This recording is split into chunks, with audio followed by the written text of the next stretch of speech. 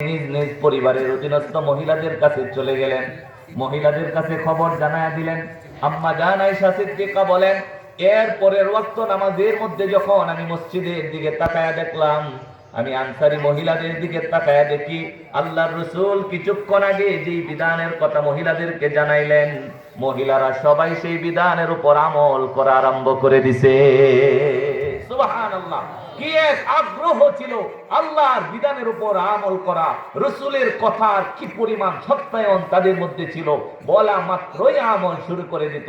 আর আমাদের অবস্থা কত অপদস্থতা দেখেন, আল্লাহর রাসূলের কথা শুনি, আল্লাহর কথা শুনি, কিন্তু আমলি জিন্দেগি বানানোর মন চায় না। কথা বলুন ঠিক কিনা? আজকে একটু খেয়াল করে শুনবেন, প্রত্যেকটা মানুষের অধীনে কোনো না কোনো মহিলা বলেন আছে না? বড় ভাই থাকলে ছোট বোন আছে। আমি যদি বড় ভাই হই তাহলে আমার একটা ছোট বোন আছে না নাই? আমি যদি বাবা হই তাহলে আমার মেয়েটা আছে না নাই?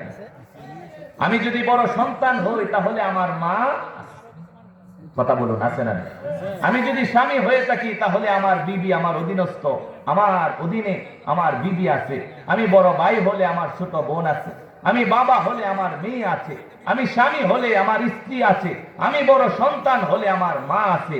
এই যে অধীনস্থ, আমাদের অধীনে যে মহিলাগুলো আছে, এই মহিলাদেরকে যদি আমরা উত্তম পদ্ধতিতে আল্লাহর ব্যবস্থা অনুযায়ী চালাতে না পারি, নবী বলেন কাল কিয়ামতের মাঠে আল্লাহর সামনে যাদের অধীনে তারা ছিল, ওই সমস্ত রাঈন যারা ছিল, দায়িত্বশীল যারা ছিল, এদের আল্লাহ রাব্বুল আলামিনের সামনে জবাবদিহি করতে হবে। কথা বলুন ঠিক কি? এই কারণে আজকে আমাদের খুব বেশি প্রয়োজন আল্লাহ বিধানগুলি জানা, সেই বিধান অনুযায়ী আমার অধীনস্থ যে মহিলারা আছে তাদের কাছে খবরগুলি পৌঁছে দেওয়া, যে আমার মা, আল্লাহ তো বলে তোমাকে এভাবে চলার জন্য, তুমি জানিয়ে ব্যস্ত আছো সুকে সাজানো, আলনা গুছানো, হ্যাঁ, পিন্নির বাটি কিনা, এরপরে তোমার ঘরের পর্দা পাল্টানো, বিছানার চাদরের দিকে তোমার খালি নজর, এগুলি তোমার দুনিয়া না, এগুলি আখিরাত বানানোর জন্য না। আল্লাহ রাব্বুল আলামিন বলছে তোমার এইভাবে চলতে হবে, এইভাবে যদি চলতে পারো তোমার দুনিয়াও দামি, আখিরাতও দামি। জোরে কন্যা সুবহানাল্লাহ। বোনের কাছে গিয়ে বলবেন, ও বোন, ওয়াজে শুনেছি উলামায়ে কেরাম বলেছে, নবীর হাদিস শুনিয়েছে, আল্লাহর কোরআনের আয়াতগুলি শুনিয়েছে, আল্লাহ চাই তুমি যাতে এইভাবে চলো যেইভাবে আম্মা জান হযরতে আয়েশা রাদিয়াল্লাহু তাআলা আনহা চলেছেন, যেইভাবে খাদিজাতুল কুবরা চলেছেন, যেইভাবে সাউদা বিনতে জামাআ রাদিয়াল্লাহু তাআলা আনহা চলেছেন, যেইভাবে ফেরাউনের বিবি আসিয়া চলেছে। ফেরাউনের বিবি আসিয়াকে ফেরাউন হত্যা করার জন্য অত্যাচার নির্যাতন করা আরম্ভ করেছে, এরপরেও আল্লাহর রাস্তা ছাড়তে রাজি হয় নাই।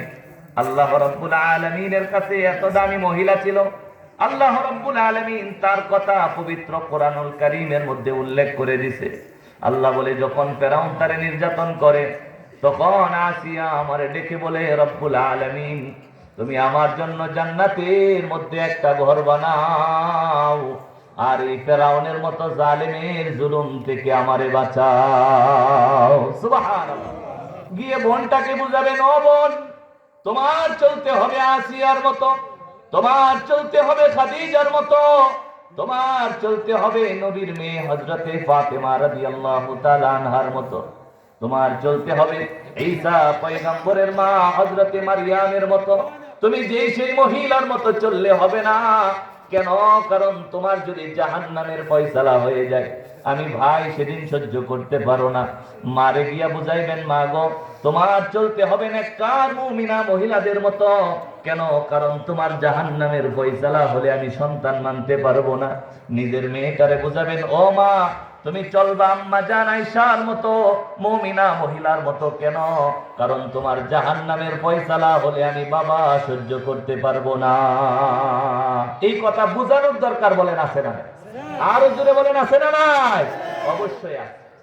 আল্লাহ রাব্বুল আলামিন বুঝালেন, ও বান্দা, একটা মহিলার সবচেয়ে নিরাপদ জায়গা হলো তার ঘর। সে তার ঘরের মধ্যে অবস্থান করবে, বাহিরে বের হবে না।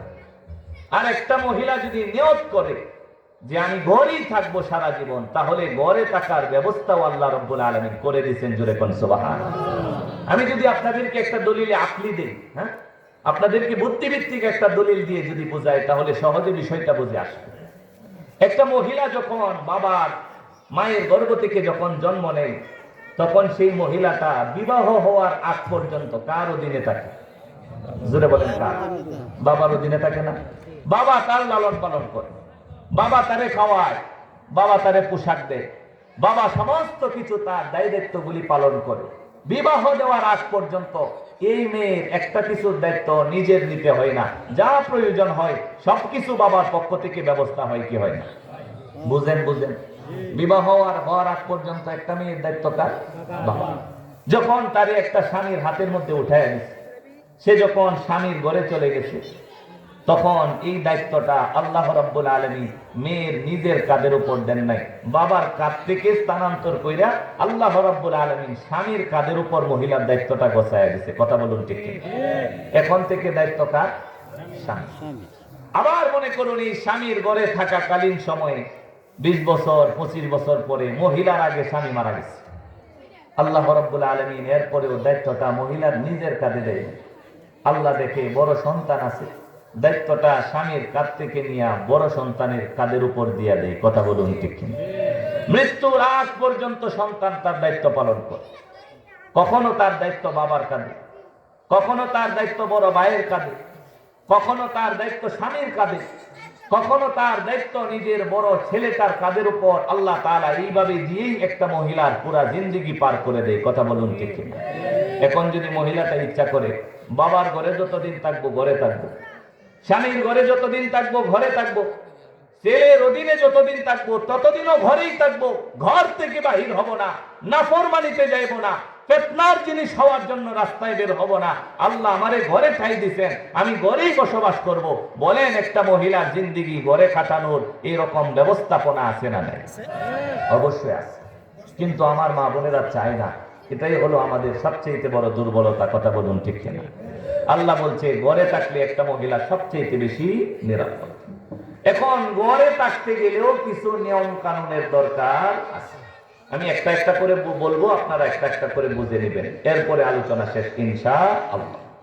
আল্লাহ বলেন প্রত্যেকটা মহিলার ঘর হলো সবচেয়ে নিরাপদ জায়গা। এই কারণে আল্লাহ বলছেন ওয়াকরনা ফি বুয়ুতিকুন্না, ও মহিলারা তোমরা ঘরে অবস্থান করো, ঘর থেকে বের হইও না। কেন? কারণ ঘর হলো তোমার জন্য সবচেয়ে নিরাপদের জায়গা। মহিলা যখন ঘরে অবস্থান করে ভালো করে খেয়াল করে জবাব দিবেন। ধরেন আপনার মা আপনার বোন, আমার মা আমার বোন একটা ঘরের মধ্যে অবস্থান করে, নীরবে থাকে, নিশ্চুপে থাকে, বাহিরে বের হয় না। এরপরেও মাঝে মধ্যে অন্যান্য পুরুষের ঘরে যাওয়ার প্রয়োজন আছে না নাই? ধরেন আরেকটা পাড়া প্রতিবেশী থেকে একটা লোক আসছে এই ঘরের মধ্যে, মহিলা কোথায় আছে? জোরে বলেন কোথায় আছে? মহিলা ঘরে আছে। আপনি যে বাড়িতে গিয়ে তার বিষয়টা সেটিং করে দিবেন, এই আলোচনাটা আল্লাহ কিভাবে বুঝাইছেন সেটা আমি আপনাদেরকে জানাই দিতেছি। মহিলার টাকার জায়গা হলো কোথায়? ঘরে। এখন একটা মহিলা ঘরে আছে, বাহিরের আরেকটা পুরুষের এই ঘরেরই একটা জিনিসের প্রয়োজন পড়ছে, সে ঘরে আসতেছে। এখন তার সাথে মহিলার ব্যবহারটা কেমন হবে? আল্লাহ রাব্বুল আলামিন 1450 বছর আগে আমাদের জন্য সেই বিধানটা পবিত্র কোরআনে জানায় দিয়েছেন। সুবহানাল্লাহ। তখন পর্যন্ত পর্দার আয়াত নাজিল হয় নাই। নবীর ঘরে নবীর বিবিরা থাকতো। মদিনার সাহাবায়ে কেরাম বিভিন্ন লোক আল্লাহ রাসূলের ঘরে আসা যাওয়া করত। হযরতে ওমর রাদিয়াল্লাহু তাআলা আনহু, আপনারা জানেন, ও অনেক জায়গায় ওমরের ইচ্ছা অনুযায়ী আল্লাহ আয়াত নাজিল করে দিয়েছে। সুবহানাল্লাহ। হযরতে ওমর গেছে আল্লাহ রাসূলের ঘরে গিয়ে বিষয়টা খেয়াল করছে, নবীর ঘর, কিন্তু দেখা যায় আশপাশের অনেক মানুষ এই ঘরের মধ্যে আসে, নবীর বিবিরা থাকে। একটা ঘরের মধ্যে যদি স্বামী আর স্ত্রী থাকে অথবা শুধু মহিলারা যদি থাকে, তাহলে সব সময় তাদের লেবাস, তাদের পোশাক, তাদের ধরন, তাদের উঠা বসা একরকম থাকে না। ঠিক ঠিক। হযরতে ওমর গেছে, যাওয়ার পরে এই বিষয়টা ওনার খুব বেশি খারাপ লাগছে। নবীর কাছে আসছে, আয়েশা বলতেছে ইয়া রাসূলুল্লাহ, আপনার ঘরে যে অনেক ধরনের মানুষ ঢুকে, ভালো মানুষও আছে, খারাপ মানুষও আছে, কার মনে কি আছে এটা তো কেউ জানে না। তো আপনি একটু চেক করে ফেলেন, আপনি ঘরের দরজায় দরজায় পর্দা লাগায় দেন, আর কেউ যাতে আপনার ঘরে অনুমতি ছাড়া না ঢুকতে পারে, আপনি এই সিদ্ধান্তটা সমস্ত সাহাবাকে জানায় দেন। সুবহানাল্লাহ কইবেন। কিন্তু নবীজি তো নিজ থেকে কোনো বিধান নতুন করে আরোপ করার ক্ষমতা নেই। ওয়া মা ইয়ানতিকু আনিল হাওয়া, ইন হুয়া ইল্লা ওয়াহয়ুন ইউহা, আমার নবী নিজ থেকে কিচ্ছু বলেন না যতক্ষণ পর্যন্ত আল্লাহ রাব্বুল আলামিন জিবরাইলকে নবীর কাছে না পাঠায়। ওমরের কথা বড় চমৎকার। নবীজি শুনলেন, নবীর কাছে পছন্দ হয়ে গেল, কিন্তু নবী নিজে নিজে সিদ্ধান্ত দিতে পারে না। হযরতে ওমর রাদিয়াল্লাহু তাআলা আনহু বলেন, হুজুর, কত ধরনের মানুষ আপনার ঘরে ঢুকে, কার মনের মধ্যে খারাপই আছে, কার মনের মধ্যে ভালোই আছে, কেউ বলতে পারে না। নবী, আপনি যদি একটু বিধান করে ফেলতেন যে কোনো লোক অনুমতি ব্যতীত আপনার ঘরে যেন ঢুকতে না পারে, এমন একটা অনুমতি যদি আপনি দেয়া দিতেন। নবী বলে, ওমর, আমার তো কিছু করার ক্ষমতা নাই যতক্ষণ আল্লাহ রাব্বুল আলামিন বিধান দান না করে। এই মুহূর্তে আল্লাহ রাব্বুল আলামিন জিবরাইল আলাইহিস সালাতু ওয়াস সালামকে নবীর কাছে পাঠিয়ে দিলেন। পর্দার আয়াত নাযিল হয়ে গেল, ঘরে অনুমতি ছাড়া ঢোকা যাবে না। আল্লাহর রাসূলের কাছে জিবরাইল আসলো, জিবরাইল আয়াত বলে দিল, ইয়া রাসূলুল্লাহ, আল্লাহ রাব্বুল আলামিন সমস্ত মুমিনদেরকে ঘোষণা জানায় দিয়েছে, ইয়া আইয়ুহাল্লাযীনা আমানু লা তাদখুলু বুয়ুতান গায়রা বুয়ুতিকুম হাত্তা তাস্তানিসু ওয়া তুসাল্লিমু আলা আহলিহা যালিকুম খায়রুল লাকুম লাআল্লাকুম তাযাক্কারুন। আল্লাহ তাআলা আয়াত নাযিল করে দিয়েছে, মুমিনদেরকে জানায় দিন, মুমিনরা যেন অনুমতি ছাড়া অন্যের ঘরে কখনো না ঢুকে। সুবহানাল্লাহ। নবীর কাছে কি আসছিল? হযরতে ওমর এসে এই কথাটা বলছিল। নবী বলে, আমি তো আর বিধান জারি করতে পারি না, আল্লাহ যদি জারি করে তাহলে বিধান অবশ্যই চলে আসবে। আল্লাহর পক্ষ থেকে বিধান চলে আসছে। নবীজি মুমিনদেরকে জানায় দিয়েছে, ও মুমিনেরা, আল্লাহ নতুন আয়াত নাযিল করছে, কারো ঘরে কখনো অনুমতি ব্যতীত প্রবেশ করা যাবে না। মহিলা ঘরে আছে, এখন একটা পুরুষ এই ঘরের মধ্যে কোনো একটা জিনিসের দরকার, সে সেটা নিতে হবে। আল্লাহ তাআলা সিস্টেম শিখায় দিয়েছে কিভাবে নিবে। আল্লাহ বলেন, সে ঘরের সামনে আসে, আসার পরে আস্তে করে সালাম দিবে, আসসালামু আলাইকুম। সালাম দেওয়ার পরে সে জিজ্ঞাসা করবে, তাফসীরের মধ্যে এসেছে শব্দটা এরকম, সালাম দেওয়ার পরে বলবে, আদখুলু, আমি কি প্রবেশ করব? সালাম দেওয়ার পরে সে অনুমতি চাইবে, আমি কি প্রবেশ করব?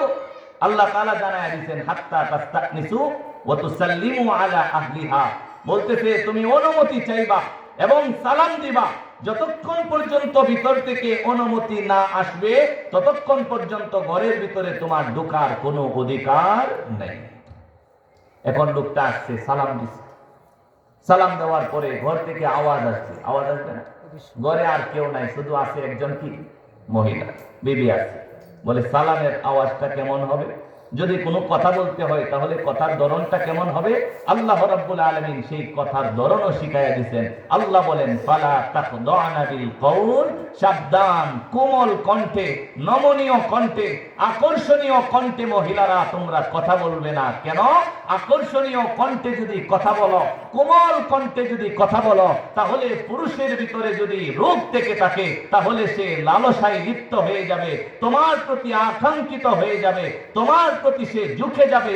এই কারণে আল্লাহ বলেন, মহিলারা কোমল কণ্ঠে ঘর থেকে পরপুরুষের সাথে কথা বলতে পারবে না। সুবহানাল্লাহ। দেখেন কত সিস্টেমে আল্লাহ বললেন। এক নাম্বার, মহিলা থাকবে কোথায়? ঘরে। এটাই হলো তার জন্য সবচেয়ে উত্তম জায়গা। নবী বলছে, পুরুষেরা মসজিদে নামাজ পড়লে যে সওয়াব পাবে, মহিলা ঘরে পড়লে সমান সওয়াব পাবে। সুবহানাল্লাহ। তাহলে আপনার তো ঘর থেকে বের হওয়ার কোনো প্রয়োজনই নেই। আল্লাহ বলেন, ঘরে থাকাকালীন সময়ে কোন পুরুষ যদি ঘরের কোনো প্রয়োজনীয় জিনিস আনতে যায় তাহলে সে ঘরে ঢোকার আগে কি করবে? সালাম দিবে। জাহিলি যুগের একটা রেওয়াজ ছিল, জাহিলি জমানায়, মূর্খতার যুগে, তখনও ইসলামের এই সুশীতল শিক্ষাটা পৃথিবীর মধ্যে আসে নাই। তাফসীরের মধ্যে এসেছে, মানুষেরা যাইত একজন আরেকজনের ঘরে হুট করে ঢুকে যেত, অনুমতি নেওয়ার বালাই মনে করতো না, অনুমতির প্রয়োজন নাই। তারা একটা সমরা পাঠ করতে ঢুকতো, হইয়িতুম সবাহান হইয়িতুম মাসাআন হইয়িতুম সবাহান হইয়িতুম মাসাআন, এটা গাইতে গাইতে একজন আরেকজনের ঘরের ভিতরে টাচ করে ঢুকে পড়তো। কথা বুঝছেন? ঘরে ঢোকার জন্য কি নিত না, কোনো অনুমতি নিত না। তো দেখা যেত অনেক সময় এমন ঘরে ঢুকতো, গিয়া স্বামী স্ত্রীর একটা অন্যরকম অবস্থার মধ্যে পাওয়া যেত, অথবা মহিলা এটা মাথার মধ্যে বুকের মধ্যে কোনো জায়গায় কাপড় নাই, এই অবস্থায় গিয়া পাওয়া যেত। বলেন এই জিনিসটা কি আসলে ভালো না খারাপ? আল্লাহ রাব্বুল আলামিন হুকুম জারি করে দিয়েছে, জাহিলি যুগের রেওয়াজ চলবে না। এখন থেকে ঘরে ঢোকার আগে অনুমতির প্রয়োজন হবে, ঘরের সামনে যেতে হবে, সালাম দিতে হবে, ঘরে ঢোকার জন্য অনুমতি চাইতে হবে। আল্লাহ তাআলা জানায় দিলেন যদি ভিতর থেকে অনুমতি আসে তাহলে ঢুকতে পারবে, যদি অনুমতি না আসে তাহলে ঘরে ঢোকার জন্য তোমার কোনো প্রয়োজন নাই, তুমি ফিরে আসো। ফা ইল্লাম তাজিদু ফিহা আহাদান ফালা তাদখুলুহা হাত্তা ইউযানা লাকুম ওয়া ইন কিলা লাকুম ইরজিউ ফারজিউ হুয়া আসকা লাকুম ওয়াল্লাহু বিমা তা'মালুনা আলীম। আল্লাহ তাআলা বিধান করে দিলেন ঘরের সামনে যাইবা, সালাম দিয়া ঘরে ঢোকার জন্য অনুমতি চাইবা, যদি ভিতর থেকে অনুমতি দেওয়া হয় আসতে পারেন কোনো সমস্যা নাই, তাহলে তোমার ঘরে ঢোকার অনুমতি হলো। যদি ঘর থেকে আসে চলে যান, ঘরের মধ্যে আর কেউ নাই, সুতরাং আপনার ঘরে ঢোকার অনুমতিও নাই। আল্লাহ রাব্বুল আলামিন বললেন ফিরে আসবা, ঘর থেকে অনুমতি পাইলে ঘরে ঢুকবা, ঘর থেকে অনুমতি না পাইলে ফিরে আসবা। যেই ঘরে ঢোকার অনুমতি দেওয়া হয় না সেই ঘরে ঢোকার কোনো অধিকার তোমার না। সুবহানাল্লাহ। আল্লাহ বিধান আরোপ করছে, কোন কিছুর প্রয়োজনে কেউ গেছে, সে চাইবে কি ঘরের ভিতরে ঢুকতে না ঘরের বাইরে থাকতে? বাইরে থাকতে চাইবো। এরপরে সাওয়ার ডিজাইনটা কেমন হবে আল্লাহ তাআলা আরেক আয়াতের মধ্যে বলেন ওয়াইযা সাআলতুমুহুন্না মাতাআন ফাসআলুহুন্না মিন ওয়ারাই হিজাব। আল্লাহ তাআলা বলছে নবী ঘরের দরজায় দরজায় পর্দা লাগায় দেন। ঘরের দরজায় দরজায় কি লাগান? পর্দা লাগান। যদি কোনো কিছু চাওয়ার প্রয়োজন পরেই কোনো সাহাবা, তাহলে পর্দার ওই পাশ থেকে বলবে যে আম্মা জান আমার তো ওই জিনিসটার দরকার। ঘর থেকে আওয়াজ আসবে, কেমন আওয়াজ? আল্লাহ তাআলা শিখাইছে পালা তাখদানা বিল কওল, খরকশ আওয়াজ, খরকশ খরকশ, কোমল না, কোমল না। এখন তো কোমল কণ্ঠের প্রতিযোগিতা চলে আমার মা বোনদের মধ্যে, কথা বলুন ঠিক কি? একজনে ফোন দিলে আগে দুইটা কাশি দিয়া নেয়, গলার কাশটা যেন দূর হয়, কণ্ঠটা যেন পরিষ্কার হয়, সুন্দর হয়, কোমল হয়, আকর্ষণীয় হয়। অথচ আল্লাহ তাআলা বলে দিয়েছেন ফালা তাখদানা বিল কওল, সাবধান, আকর্ষণীয় কণ্ঠে কথা বলিও না, কোমল কণ্ঠে কথা বলিও না। তাফসীরের মধ্যে এসেছে একটা কথা এমন যে মা সন্তানের সাথে যেভাবে কথা বলে, একটা মহিলা যেন পর পুরুষের সাথে সেইভাবে কথা বলে। কথা বলছে, একটা সন্তান যখন খেলা থেকে আসছে তখন মা কেমনে জিজ্ঞাসা, হ্যাঁ কই গেছিলা? এভাবে দিকে না, হ্যাঁ কই গেছিলা? এতক্ষণ কই আসিলা? কেন গেলা খেলতে? বলেন এইভাবে দিকে কেন না, লেট করে আসতে পরে দিঘা সোনামণি কই গেছিলা? হ্যাঁ এত তাড়াতাড়ি আয় পড়ছো, আরো পরে একাল্লা না। আমি উদাহরণ দিতেছি, জাস্ট এইভাবে বলে না খরকশ আওয়াজে বলে। আল্লাহ তাআলা শিখাইছে পর পুরুষের সাথে যখন কথা হবে আওয়াজটা যেন আকর্ষণীয় না হয়, কোমলীয় যেন না হয়। কেন? কোমল আচরণ করবা, আকর্ষণীয় কথা বলবা। আল্লাহ বলেন ফায়াতুমা আল্লাযী ফি কলবিহি মারাদুন, যার অন্তরের মধ্যে রোগ রয়েছে, ব্যাধি রয়েছে। রোগ নাই, ব্যাধি নাই এমন পুরুষ এখনকার সমাজে পাওয়া বড় মুশকিল। সবার অন্তরের মধ্যে রোগ আছে। আকর্ষণীয় কণ্ঠ শুনলে, কোমল কণ্ঠ শুনলে সেই রোগ উতলিয়ে উঠবে। আল্লাহ বলেন ফায়াতুমা আল্লাযী ফি কলবিহি মারাদুন, যার অন্তরের মধ্যে রোগ আছে সে লালসায় পড়ে যাবে, তোমার প্রতি আকর্ষিত হয়ে যাবে, তোমার প্রেমে পড়ে যাওয়ার আশঙ্কা আছে। এই কারণে আল্লাহ বলেন সাবধান, পর পুরুষের সাথে আকর্ষণীয় কণ্ঠে কথা বলবা না। তাহলে ঘরে থাকার বিধানগুলি কি? ঘরে থাকবে মহিলা, ঘর হলো তার জন্য সবচেয়ে নিরাপদ জায়গা। 2 নাম্বার, কেউ যদি তার কাছে কোনো কিছু চাওয়ার জন্য যায় তাহলে পর্দার ওই পাশ থেকে চাইবে। কিভাবে চাইবে?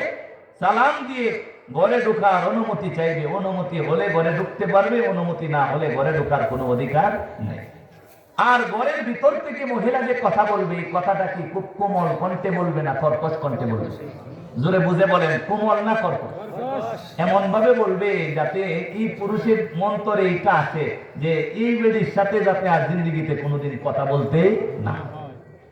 অনেক ফোন নাম্বার আছে এরকম, ফোন দিলে মাঝে মধ্যে অনেকের কাছ থেকে শুনি, কই ফোন দিলে এত সুন্দর আওয়াজে কথা বলে মন চাই যে আরেকবার প্রয়োজন ছাড়া হইলেও ফোন দিই। বলেন আছে না? খুব কোমল কণ্ঠে কথা বলে, আকর্ষণীয় কণ্ঠে কথা বলে। আর কিছু কিছু মহিলা আছে এরা উলামায়ে কেরাম থেকে শিখছে অথবা উলামায়ে কেরামের বিবিরা, এদের কাছে যদি কোনো সময় হঠাৎ ফোন চলে যায় তাহলে এমন ভাবে বলে যে হ্যালো আসসালামু আলাইকুম, তখন উনি জবাব দেয় ওয়ালাইকুম আসসালাম, বলে অমুক আছে, কোনা উনি বাড়িতে নাই, পরে ফোন দিয়ে। আচ্ছা কোন এই মহিলার কাছে কি দ্বিতীয়বার আর কেউ ফোন দিবে? জোরে কোন দিব? কারণ এই যে কথাটা বলছে এই কথাটা শিখাইছেন কে? আল্লাহ। আমি কথাগুলি ভেঙে ভেঙে বলতেছি যাতে বিষয়গুলি বাড়িতে গিয়ে আমরা ফিটিং করতে পারি। এখন এখান থেকে আপনি কয়েকটা জিনিস শিখতে পারবেন। এক হলো বাড়িতে গিয়ে বুঝাবেন তোমার সবচেয়ে উত্তম জায়গা হলো ঘর। জোরে বলেন কি? ঘর। আরেকটা কাজ হলো ঘরের দরজায় দরজায় পর্দা লাগায় দিবেন। কি লাগায় দিবেন? পর্দা লাগায় দিবেন। আরেকটা কাজ করতে পারেন, আমরা অনেক সময় ঘরের সামনে অনেক পোস্টার লাগাই, অনেক কথা লিখি, অনেক কিছু লিখি, দোয়া দরুদ লিখি। একটু কষ্ট করে ঘরের দরজাটার সামনে লিখে দিবেন যে ঘরে ঢোকার আগে সালাম দিন এবং অনুমতি চান। ঘরে ঢোকার আগে কি দিন? সালাম দিন এবং অনুমতি চান। আপনি নিয়ম করে ফেলবেন কোন মানুষ যেন আপনার ঘরে অনুমতি ছাড়া ঢুকতে না। আপনি শুনলে আশ্চর্য হয়ে যাবেন। নবীজি সাল্লাল্লাহু আলাইহি ওয়াসাল্লাম এক হাদিসের মধ্যে বলছে যে কোন মুসলমান যদি আরেক মুসলমানের ঘরে অনুমতি ছাড়া ঢুকে পড়ে হঠাৎ করে, আর সেই মুসলমান যদি কঙ্কন নিয়ে ঢিল মাইরে তার চক্ষু কানা করে ফেলে, এরপরেও তার কোনো অপরাধ হবে না। আপনি চিন্তা করছেন? বলে কেউ যদি অনুমতি ছাড়া ঘরে ঢুকে পড়ছে, আপনার ঘর, আপনি যে কোনো অবস্থায় থাকতে পারেন, সে অনুমতি ছাড়া হঠাৎ করে ঢুকে পড়ছে। নবী বলেন ঘরওয়ালা যদি একটা ঢিল নেয়, একটা কঙ্কর নিয়ে জোরে ঢিল দিয়া তার চক্ষু যদি অন্ধ করে ফেলে, নষ্ট করে ফেলে, এরপরেও আল্লাহর বিচারে তার কোনো গুনাহ হবে? কেন হবে না? তুমি অনুমতি ছাড়া আমার ঘরে ঢুকলা কেন? এই দুঃসাহস তোমারে দিল কে? কিন্তু আমাদের ঘরগুলা জাহিলি যুগের ঘরের মতো হয়ে গেছে, কোনো অনুমতির দরকার পড়ে না। জোরে বলেন বাস্তব না অবাস্তব? কোনো অনুমতির দরকার পড়ে না। ঢুকতেছে যার যার ঘরের মধ্যে ঢুকতেছে, যে যার মন চাইতেছে ঘরের মধ্যে হুট করে ঢুকে পড়তেছে। মহিলা আছে, মা বোনেরা আছে, কি অবস্থায় আছে, স্বামী স্ত্রী থাকতে পারে, কোন ধরনের তোয়াক্কা নাই, জাহিলি যুগের মতো পরিবেশ হয়ে গেছে। অথচ আল্লাহ রাব্বুল আলামিন আমাদেরকে জানায় দিলেন, ও বান্দা, কারো ঘরে ঢোকার আগে অনুমতি নিয়ে ঢুকতে হবে। অনুমতি ছাড়া পৃথিবীর কারো ঘরে ঢোকার কোনো অধিকার তোমার নেই। কথা বুঝে আসছে? এটা হলো মহিলা যখন ঘরে থাকে। এবার আসুন আর একটু সামনে যাই। একটা মহিলা ঘরে আছে, একান্ত কোনো একটা প্রয়োজনে তার হঠাৎ ঘরের বাহির হওয়ার প্রয়োজনও আসতে পারে। মাথা পেকে গেছে, এখন কি ঘরে থেকে রক্তকরণ হয়ে মারা যাইব না ডাক্তারের কাছে যাই? ঘরে কেউ নাই, হঠাৎ একটা জিনিসের একান্ত প্রয়োজন তার পড়ছে, এটা আনতেই হবে। বলেন ঘরে থাকবো না সেটা আনার জন্য বাহিরে যাবে? আল্লাহ রাব্বুল আলামিন সেই নিয়মও করে দিচ্ছে যে তোমার যদি একান্ত কোনো জিনিসের প্রয়োজন পড়ে, তাহলে সেই জিনিসের জন্য তোমার বাহিরে বের হওয়ার সুযোগ আছে, তবে তোমার নিয়মে না, আল্লাহর দেওয়া নিয়মে। জোরে কোন সুবহানাল্লাহ। জাহিলি জমানায় মহিলারা বাহিরে বের হতো। আল্লাহ রাব্বুল আলামিন বলেন ওয়াকরনা ফি বুয়ুতিকুন্না, ও নারীরা তোমরা ঘরের মধ্যে অবস্থান করো, ওয়ালা তাবাররাজনা তাবাররুজাল জাহিলিয়াতিল উলা। যদি কখনো বাহিরে বের হওয়ার প্রয়োজন পড়ে, সাবধান, জাহিলি যুগে, মূর্খ যুগে নারীদের মতো বাহিরে বের হয়ে নিজেদের সৌন্দর্যগুলি পরপুরুষের সামনে প্রকাশিত করিও না। জাহিলি যুগে মহিলারা কিভাবে বের হতো?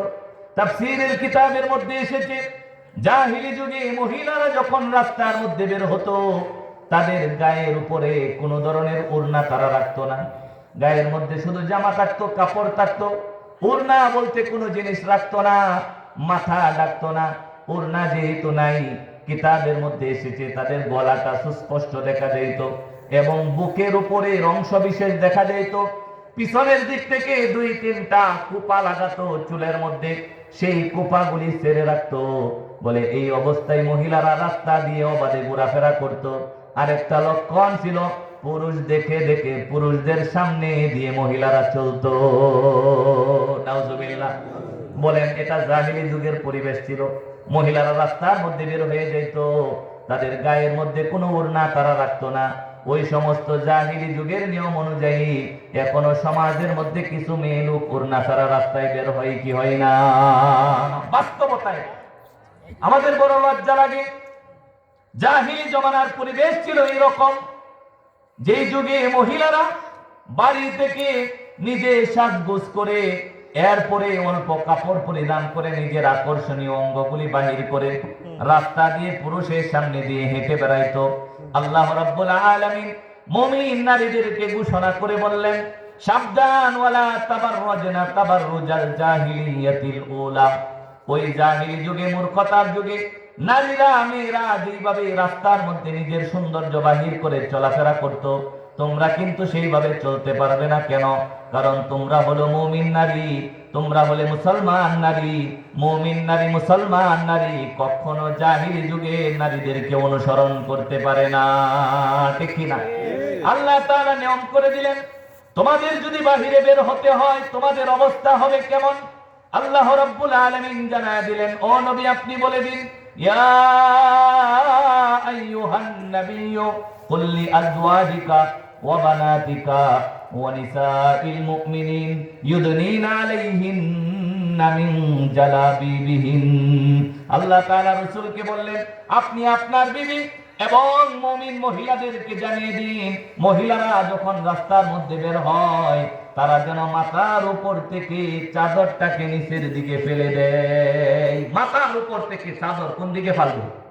এইভাবে সামনের দিকে ঝুলায় দিবে, এইভাবে ঝুলায়। এরপরে আরেক আয়াতে বলেন, ওয়ালিয়াদরিবনা বিখুমুরিহিন্না আলা জুয়ুবিহিন। দেখেন আল্লাহ তাআলা টেকনিক কিভাবে শেখায়। মহিলাদের পর্দা হবে কিভাবে? বাড়িতে গিয়ে আপনি প্র্যাকটিক্যালি তার ওড়নাটা দিয়ে তারে বোঝায় দেবেন। আল্লাহ রাব্বুল আলামিন নিজে বলতেছেন, তাদেরকে বলে দিন তারা যে মাথার মধ্যে একটা ওড়না লাগায়, চাদর লাগায় মোটা, এই চাদরটা যেন চেহারার উপর থেকে এইভাবে ছেড়ে দেয়। এভাবে ছেড়ে দিলে বলেন চেহারা ডাকলো কি ডাকলো? তাহলে অনেকে যে ফতোয়া দেয় যে চেহারা পর্দার অন্তর্ভুক্ত না, এটা কি ঠিক আছে না এটা বেঁচতে গেছে, নষ্ট হয়ে গেছে? চেহারা পর্দার অন্তর্ভুক্ত অবশ্যই। কেন? আল্লাহ যে জায়গায় কণ্ঠের ব্যাপারে কথা বলছেন, সাবধান, আকর্ষণীয় কণ্ঠে কথা বলবা না।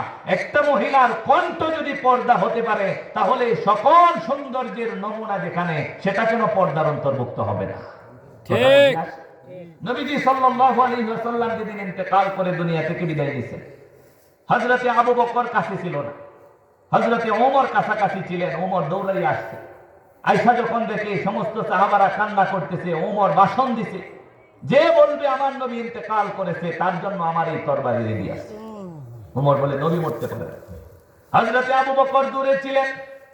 হযরতে আবু বকর নবীজি সাল্লাল্লাহু আলাইহি ওয়াসাল্লামের ইন্তেকালের খবর শুনে তাড়াতাড়ি মদিনায় আসলেন। আম্মা জান আয়েশা সিদ্দিকার ঘরের মধ্যে নবীজি শুয়ে আছেন। আল্লাহর রাসূল আম্মা জান আয়েশা সিদ্দিকা রাদিয়াল্লাহু তাআলা আনহার উরাতের উপর নবীর মাথা মোবারক। নবীজি শুয়ে আছে, অন্যান্য বিবিগণ পাশে বসে আছে, কান্না করতেছে। হযরতে আবু বকর মদিনায় আসলেন। নবীর ঘর তার মেয়ের ঘর। আম্মা জান হযরতে আয়েশা সিদ্দিকার ঘরের সামনে গেলেন। হাদিসটা কেন বলতেছি খেয়াল করে শুনে রাখুন। আল্লাহ রাব্বুল আলামিন আগেই বিধান আরোপ করেছেন, পৃথিবীর কারো ঘরে যদি ঢুকতে হয় তাহলে আগে তার অনুমতি চাইতে হবে, এরপরে ঘরে প্রবেশ করতে হবে। হযরতে আবু বকর নবী ইন্তেকাল করেছে, এই অবস্থায়ও ওই আল্লাহর বিধানটা বলে নাই, আমার নিজের আপন মেয়ের ঘর। জোরে কোন সুবহানাল্লাহ। খেয়াল করবেন, আবু বকর আসছে এমন সিচুয়েশন, আমরা তো অনেক সময় সিচুয়েশনের পেরে বললে বিধান টিধান সব ছাইড়ে দিই। কথা ঠিক কি ঠিক? আরে এখন মহাবিপদে আছি, এখন বিধান টিধান চাপ, এখন আল্লাহর কথা কইস না, এখন মহাবিপদে আছে। অথচ চিন্তা করেন আবু বকরের কাছে নবীর ইন্তেকালের চাইতে আর গুরুত্বপূর্ণ কোন মুহূর্ত হতে পারে? নবী যেখানে, আবু বকর সেখানে। নবীর সাথে হিজরতের সাথে নবী বলছে, আমার দুইজন সাহেব আছে, আমার দুইটা বন্ধু আছে, একজন হলো হযরতে আবু বকর আর একজন হলো হযরতে ওমর। জোরে কন্যা সুবহানাল্লাহ। সেই বন্ধু ইন্তেকাল করেছে। হযরতে আবু বকর চলে আসলেন। এখন নবীর ঘরের মধ্যে আবু বকর ঢুকবে, কিন্তু এরপরেও দাঁড়িয়ে আছে কেন? আল্লাহ রাব্বুল আলামিন বলছে ঘরে ঢোকার আগে অনুমতি লাগবে। অথচ এমন ঘরে ঢুকবেন যেই ঘরটা নিজের মেয়ে আয়েশার ঘর, এমন ঘরে ঢুকবেন যেই ঘরটা হলো মুহাম্মাদুর রাসূলুল্লাহ। এরপরেও হযরতে আবু বকর ঘরের সামনে দাঁড়ালেন, এরপরে ঘরওয়ালাদের কাছে অনুমতি চাইলেন। আবু বকর সালাম দিলেন, বললেন আমি কি ঢুকতে পারি কিনা, অনুমতি আসেনি। ভিতর থেকে আওয়াজ আসলো, আপনি ঢুকতে পারেন, আপনাকে অনুমতি দেওয়া হলো। কিন্তু এই অনুমতি দেওয়ার আগে হাদিসের মধ্যে একটা কথা এসেছে, ফাস্তাতারনা মিন আবি বকরিন, আয়েশা সিদ্দিকা ব্যতীত বাকি যত নবীর বিবিরা ছিল সবাই আবু বকর থেকে পর্দা করে সরে গেছে। এরপরে আবু বকরকে ঘরে প্রবেশের অনুমতি দেওয়া হয়েছে। সুবহানাল্লাহ। আমি বোঝাতে চাইলাম, যদি চেহারা পর্দার অন্তর্ভুক্ত নাই হইতো তাহলে ফাস্তাতারনা শব্দটা আসতো না, বিবিদের মুখ ডাকার দরকার ছিল না, তারা আলাদা যাওয়ার দরকার ছিল না। আবু বকর অনুমতি চাওয়া মাত্রই অনুমতি পেয়ে যেতেন, চলে আসতেন। কিন্তু হাদিসের মধ্যে এসেছে, আম্মা জান আয়েশা বলেন, আয়েশা ব্যতীত বাকি সমস্ত বিবিগণ পর্দা করে সরে গেল, আর আবু বকর ঘরে ঢুকলেন, নবীজিকে দেখলেন, আর আবু বকর লম্বা ভাষণ দিলেন, জোরে কোন সুবহানাল্লাহ। তার মানে কি বোঝা যায়? চেহারা পর্দার অন্তর্ভুক্ত হয় কি হয় না? হ্যাঁ, আল্লাহ তাআলা সেই বিধানটা শিখাইতেছেন, মহিলা যখন কোনো কারণে ঘর থেকে বের হবে, এমনিতে তো ঘরে থাকবে, কিন্তু কোনো প্রয়োজনে যদি তার বের হওয়া লাগে, স্বামীর সাথে বের হয়েছে বা একান্ত কোনো প্রয়োজনে বাবার সাথে গেছে, ভাইয়ের সাথে গেছে, নিজের সন্তানের সাথে গেছে, কোনো একটা প্রয়োজনে তার যেতে হয়েছে, তাহলে সে কিভাবে বের হবে? আল্লাহ বলেন, ও নবী, আপনি বিধান জানায় দেন, ইউদনিনা আলাইহিন্না মিন জালাবিবিহিন, যেন মাথার উপর থেকে চাদরটা এইভাবে সামনের দিকে ফেলে দেয়। সুবহানাল্লাহ বলবেন না? এখন মাথার উপর দিয়ে ফালাইলে মুখ ডাকছে, সারা শরীরের সৌন্দর্যের নমুনা যেখানে সেই জায়গাটা ঢাকা হয়েছে। এখন আরো কিছু আকর্ষণীয় অঙ্গ আছে না, সেগুলা কিভাবে ডাকবে? আল্লাহ আরেক আয়াতে বলেন, ওয়াল ইয়াদরিবনা বিখুমুরিহিন্না আলা জুয়ুবিহিন, মহিলাদের একটা আকর্ষণীয় অঙ্গ হলো বক্ষদেশ। এই বুকটা কিভাবে সে ডাকবে? আল্লাহ রাব্বুল আলামিন জানায় দিয়েছে, চাদরটা যেন বুকের উপরে টেনে দেয় এইভাবে। তাহলে সিস্টেমটা কেমন দাঁড়ালো? বলে উপর থেকে এইভাবে ছাড়বে আর নিচ থেকে এইভাবে নিয়ে যাবে, শুধু চক্ষুগুলা খোলা থাকবে। কেন?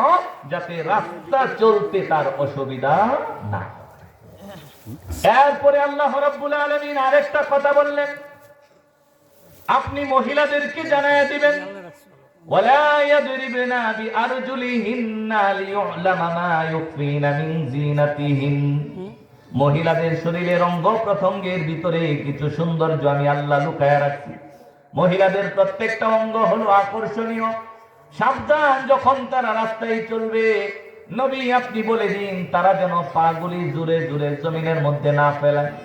কেন? কারণ পাগুলি যদি জমিনের মধ্যে জোরে জোরে ফেলে, তাহলে তার আকর্ষণীয় অঙ্গগুলি প্রকাশিত হওয়ার আশঙ্কা আছে। এরপরে অনেক মহিলাদের পায়ের মধ্যে নূপুর লাগানো থাকে, পাগুলি যদি জমিনের মধ্যে জোরে জোরে ফেলা হয়, বলেন তো নূপুরের একটা ঝনঝনানি আওয়াজ পুরুষের কানে যাবে কিনা? আল্লাহ রাব্বুল আলামিন জানায় দিলেন, যদি কোনো প্রয়োজনে বাহিরে বের হতে হয়, ওয়ালা তাবাররুজনা তাবাররুজাল জাহিলিয়াতিল উলা, সাবধান, জাহিলি মূর্খ যুগের নারীদের মতো তোমরা রাস্তায় নিজেদের সৌন্দর্য বাহির করবা না। চেহারাটা সুন্দর করে রাখবা, বক্ষদেশের উপর কাপড়গুলি পরিধান করবা, এরপরে নিজের শরীরের অন্যান্য অঙ্গ প্রত্যঙ্গগুলি ঢাকবা, আর জমিন দিয়ে যখন হাঁটবা কদমগুলি আস্তে আস্তে ফেলবা। কেন? কারণ কোনো অঙ্গের সৌন্দর্য যেন প্রকাশিত না হয়। আবার তোমার পায়ের মধ্যে যদি নূপুর থাকে, নূপুরের ঝনঝনানি আওয়াজ যেন পর পুরুষের কান পর্যন্ত পৌঁছে না যায়। ও মা, ও বোন, খেয়াল করে শুনে রাখুন, আল্লাহ তাআলা যেই জায়গায় এই কথাটা বললেন, তোমার সৌন্দর্য যেন বাহিরে প্রকাশিত না হয়। আপনি এদিক দিয়ে সেন্ট মারতেছেন, আপনি পারফিউম লাগাইতেছেন, আপনি এভাবে সেজে সুজে ঘর থেকে বাহির হচ্ছেন, এমনকি পার্লার থেকে আপনি সেজে আসলেন, বলেন তো আল্লাহর হুকুম আপনার কাছে আসলো নাকি আপনি বিদায় দিয়ে দিলেন? আল্লাহর হুকুমকে আপনি ছেড়ে দিলেন। ঘর থেকে যখন বাহির হবে একটা মহিলা, তার যে সৌন্দর্য আল্লাহ রাব্বুল আলামিন দিয়েছে, সেই সৌন্দর্য যেন বাহিরে প্রকাশিত না হয়। বুঝেন? এক নম্বরে বলছিলাম, মহিলা কই থাকবে? ঘরে। ঘরে থাকাকালীন সময়ে কোনো পর পুরুষ যদি আসে ঘরের থেকে কোনো কিছু নেওয়ার জন্য, সে কি পর্দার এই পার থেকে কথা বলবে না ওই পার থেকে? ওই পার থেকে। তার মানে আপনার